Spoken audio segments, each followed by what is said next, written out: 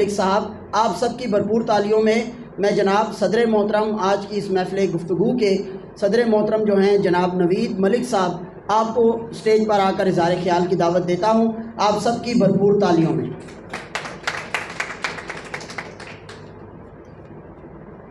بہت شکریہ۔ بسم اللہ الرحمن الرحیم۔ حمزہ، آپ نے بہت اچھی نظامت کی۔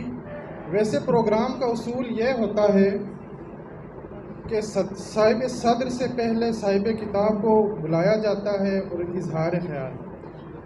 اچھا، میں یہ یاد کروا سکتا تھا، لیکن میں نے ان کے احترام میں خود آیا ہوں، اور صاحب صدر کی جو صدارتی خطبہ ہے اس کے بعد ہم ایک معلم سے ان کے اظہار خیال سے مستفید ہوں گے۔ بچپن سے شاعری کی، کئی اداروں میں نوکری کی، گزشتہ 2-3 سالوں سے میں مدرس ہوں، معلم ہوں، اور معلم بننے کے بعد میں نے اس بات کا اندازہ لگایا کہ میری سوچ بدل گئی ہے، میری نگاہ میں نئے زاویے جو ہیں وہ سامنے آ رہے ہیں۔ ابھی پروگرام سے پہلے تسلیم اکرام بات کر رہی تھی کہ ایک ادارہ ہے جو چاہتا ہے کہ ہم سلیبس تیار کریں، تو میں نے انہیں کہا کہ انہیں میرا نمبر دیں۔ بات تنخواہ یا پیسوں کی نہیں ہے، کوشش یہ ہے کہ ایک معلم ایسا نصاب مرتب کر کے جائے جو آنے والی نسلوں کے لیے کارآمد ہو، ان کی سوچ میں مثبت تبدیلیاں پیدا کرے۔ تو اگر ایک ایسا شخص جس نے 3 سال معلمانہ فرائض کی انجام دہی کی ہے، اس کے جذبات یہ ہیں، تو ایک ایسا شخص جس نے ساری زندگی معلم کی حیثیت سے اپنی زندگی بسر کی ہے، آپ اس کے جذبات کا اندازہ اس کتاب سے نہیں لگا سکتے۔ چودھری اعجاز صاحب نے بڑی سادگی سے بڑی باتیں کی ہیں۔ انہوں نے کہا ایسی شاعری بھی ہوتی ہے جس میں امید ہوتی ہے، اور ایک ایسی شاعری ہے جس میں مایوسی ہوتی ہے۔ انہوں نے بڑے خوبصورت انداز میں خیالات کا اظہار کیا، تو مجھے علامہ اقبال کا ایک شعر میرے ذہن میں آیا: شاعر کی نوا ہو کہ مغنی کا نفس ہو، شاعر کی نوا ہو کہ مغنی کا نفس ہو، جس سے ہو چمن افسردہ وہ باد سحر کیا۔ تو یہ اقبال کا شعر میرے ذہن میں آیا۔ موجودہ دور میں سب سے اہم ضرورت امید کو پھیلانا ہے۔ یہ موٹیویشنل لیکچرر کون ہے؟ یہ آپ کے جذبات خرید رہے ہیں۔ آپ کی مایوسی سے ان لوگوں نے اپنے کاروبار کو چمکایا ہے۔ اگر یہ مایوسی نہ ہوتی تو مجھے بتائیں، کبھی موٹیویشنل لیکچررز کی ضرورت ہمارے معاشرے میں ہوتی؟ نہیں ہوتی۔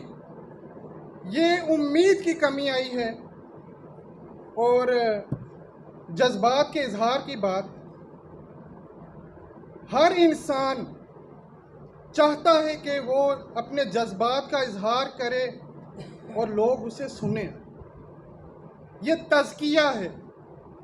ارسطو نے یہ نظریہ پیش کیا جذبات کے اخراج کا، کہ انسان بعض اوقات بہت مایوس ہوتا ہے، وہ جا کر کوئی ڈرامہ دیکھے یا فلم دیکھے، اس فلم کا جو اختتامیہ ہے اس پہ اگر رونا آ جائے اور دیکھنے والا رو کے گھر آئے تو اس کے جذبات باہر نکل آتے ہیں، اور وہ تھوڑا سا اس کی طبیعت میں خوشگوار اثرات مرتب ہوتے ہیں۔ تو یہاں پہ بہت سارے لوگ، میں ایک شکریہ تو اس محفل میں بیٹھے ہوئے شعراء اور شاعرات کا بھی کروں گا، کیونکہ شاعر اور شاعرات جو ہیں انہیں اس چیز کا شدت سے انتظار ہوتا ہے کہ اب محفل جو ہے مشاعرے کا آغاز ہو، لیکن ماشاءاللہ یہاں پہ اقرا بیٹھی ہیں، نمرا بیٹھی ہوئی ہیں، شکور احسن صاحب بیٹھے ہوئے ہیں، ہمارے باقی احباب، تو آپ پریشان نہ ہو، شاعر ویسے بھی تھوڑے ہیں اور آپ لوگوں کو سنا جائے گا۔ اچھا جی، امید پیدا کر رہے ہیں۔ اچھا، مظہر نیازی صاحب تشریف لائے۔ ادب میں ایک بڑا نام ہے، یہ ان کی محبتیں ہیں۔ میں آج کے پروگرام کے حوالے سے انٹرنیشنل رائٹرز فورم پاکستان کے تمام منتظمین کو مبارکباد پیش کرتا ہوں کہ اتنی اچھی انہوں نے اچھے پروگرام کا انعقاد کیا۔ اچھا، یہاں پر قاضی صاحب تشریف فرما ہیں جنہوں نے مختصر گفتگو کی۔ یہ سرپرست اعلیٰ ہیں اس تنظیم کے، اور خطہ پوٹوہار میں ان کی بہت ساری سماجی خدمات ہیں۔ آپ نے معاشرے کے لیے اور دوسروں کی فلاح کے لیے بہت سارے کام کیے۔ مجھے خوشی ہوئی کہ اس فورم نے آپ کو سرپرست اعلیٰ کی حیثیت سے آپ کا انتخاب کیا۔ بہت مبارکباد دیتا ہوں میں اس کی تنظیم کو۔ اچھا، اعزاز چودھری صاحب نے ایک جملہ کہا کہ کوئی کاغذی کام ہو تو فوراً میرے ذہن میں آیا کہ کاغذ مہنگا ہو گیا، کتابیں چھپانا مشکل کام ہو گیا۔ جس سے بھی شاعر سے پوچھے وہ کہتا ہے کہ کاغذ مہنگا ہے اور کتابیں چھپانا کام مشکل ہے۔ تو اس پہ بھی ذرا توجہ دیں۔ ایک بات کی میں درخواست ضرور کروں گا، اور میں کئی پلیٹ فارمز پہ کر بھی چکا ہوں، کہ چلیں باقی چینلز کو چھوڑیں، پی ٹی وی جہاں پہ خبریں نشر ہوتی ہیں، تو کیا ادب کے لیے جب بھی کوئی نئی کتاب آئے تو کیا 2 منٹ کی رپورٹ اس پہ نشر نہیں ہو سکتی؟ آپ دیکھ لیں کہ کسی بھی ہر قسم کی خبریں پی ٹی وی پہ چلتی ہیں، لیکن ادیب اور قلم کے حوالے سے بڑی مایوس کن صورتحال ہے۔ تو آپ سے درخواست ہے، اللہ کرے آپ دوبارہ آئیں اور اس طرف ضرور توجہ دیں کہ خبروں میں نئی کتابیں اور شعراء کو متعارف کروائیں۔ ٹھیک ہے، یہ باتیں ہو گئی غیر رسمی۔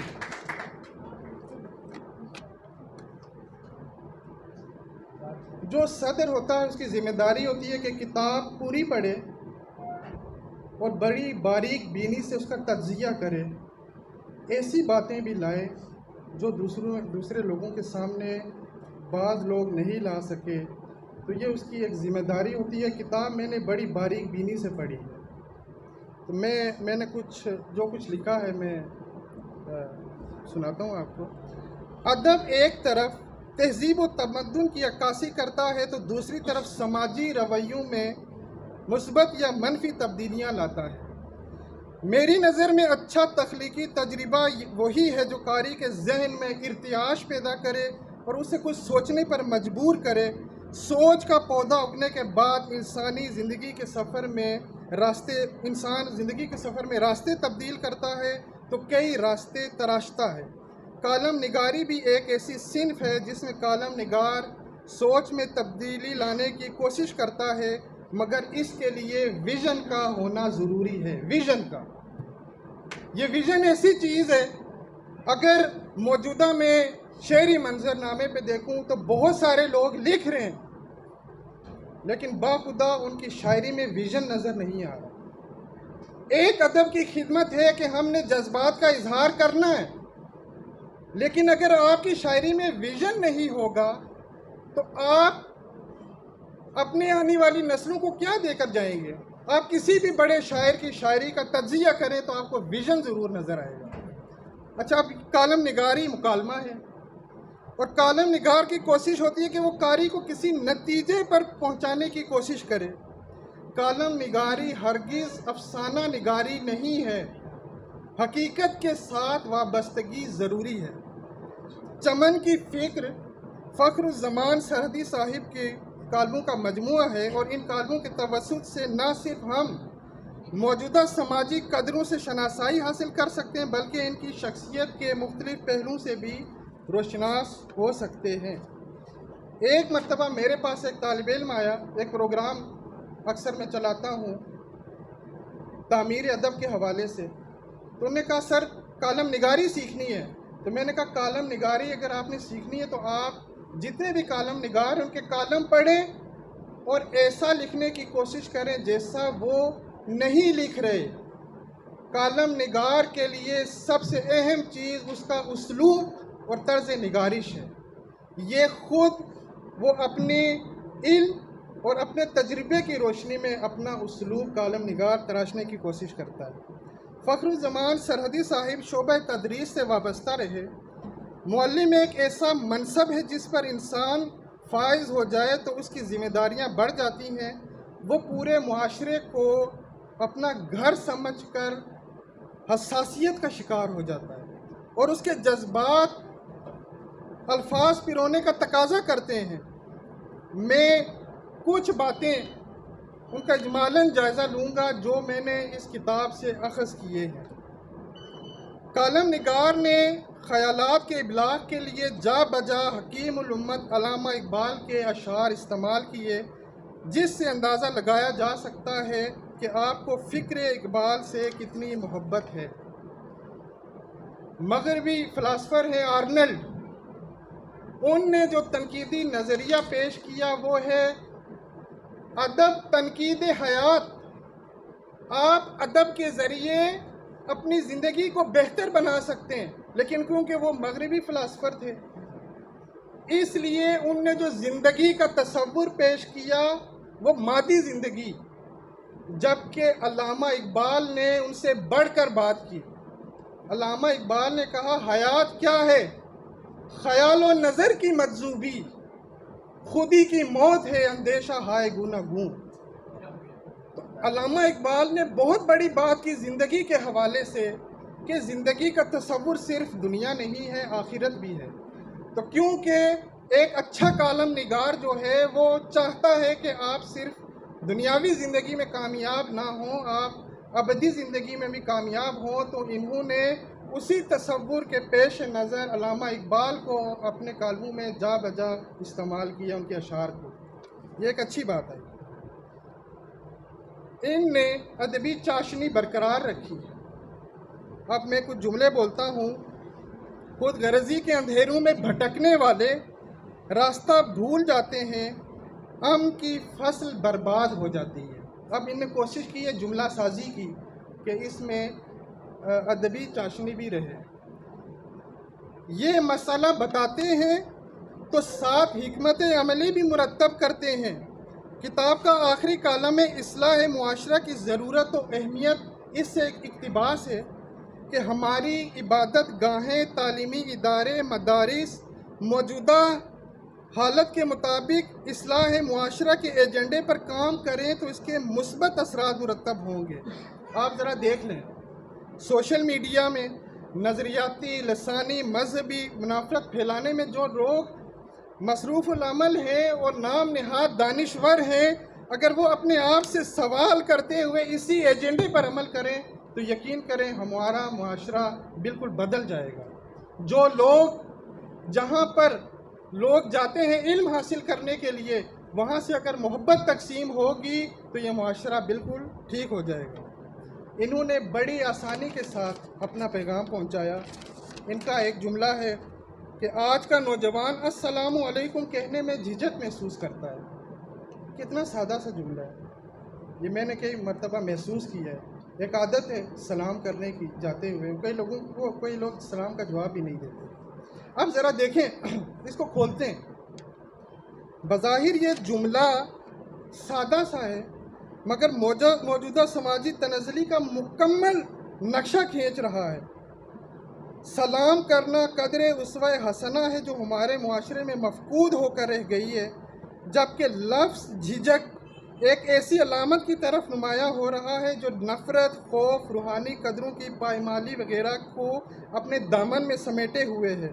یقین کریں اگر سلام کرنے کا رواج عام ہو جائے تو ہمارا بگڑا ہوا معاشرہ پھر سے ٹھیک ہو جائے۔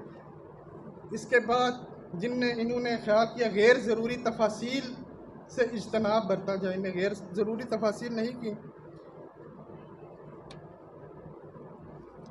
ادب اور شاعری کے حوالے سے ایک پروگرام کے اختتامیے میں میں نے کہا تھا کہ اکبر اللہ آبادی، جو شعراء یہاں پہ تشریف فرما ہے میں ان کی توجہ چاہوں گا۔ اکبر اللہ آبادی ظرافت کا بہت بڑا نام ہے۔ آپ کی ہر شعر پڑھ کر ہمیں ہنسی نہیں آئے گی، جو ٹرینڈ آج کل چلا ہوا ہے، ٹھیک ہے۔ آپ کا شعر ہے نظر ان کی رہی کالج میں بس علمی فوائد پر، گرا کے چپ کے بجلیاں دینی عقائد پر۔ اب اس پہ ہنسی آ رہی نہیں آ رہی، لیکن ظرافت کا نام ہے۔ ان کے ہاں بڑا مقصد اصلاح معاشرہ تھا۔ دیکھیے کہ علامہ اقبال جیسے مفکر اور شاعر جو صدیوں بعد دنیا میں طلوع ہوتے ہیں، آپ کے عقیدت مند تھے۔ وجہ کیا تھی؟ اکبر الہ آبادی کی شاعری میں مقصدیت۔ مولانا روم فرماتے ہیں،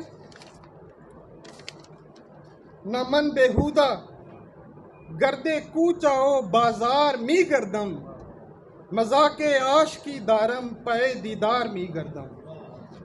اس کا مفہوم ہے، میں کوچہ و بازار میں یوں ہی آوارہ اور بے وجہ نہیں گھومتا، بلکہ میں عاشقی کا ذوق و شوق رکھتا ہوں، اور یہ سب کچھ اپنے محبوب یعنی رب کائنات کے دیدار کے لیے کرتا ہوں۔ مذاق عاشقی دارم پے دیدار می گردم۔ الفاظ سے اصلاح معاشرے کا کام موجودہ دور میں محدود حد تک ہو رہا ہے، مگر کئی قلم کار اپنی زندگی کا مقصد سمجھ کر اسی کام میں مصروف ہیں۔ فخر الزمان سرحدی صاحب بھی ان قلم کاروں کی فہرست میں شامل ہیں، اور ان کی قلم نگاری بتا رہی ہے کہ یہ خالق کائنات کی خوشنودی حاصل کرنے کے لیے خلق خدا کو راہ راست پر لانا چاہتے ہیں، اور اس مقصد کے لیے انہوں نے الفاظ کا سہارا لیا۔ آپ سب کا بہت شکریہ۔ ایک دفعہ پھر میں سرحدی صاحب اور تمام احباب کا بھرپور شکریہ ادا کرتا ہوں۔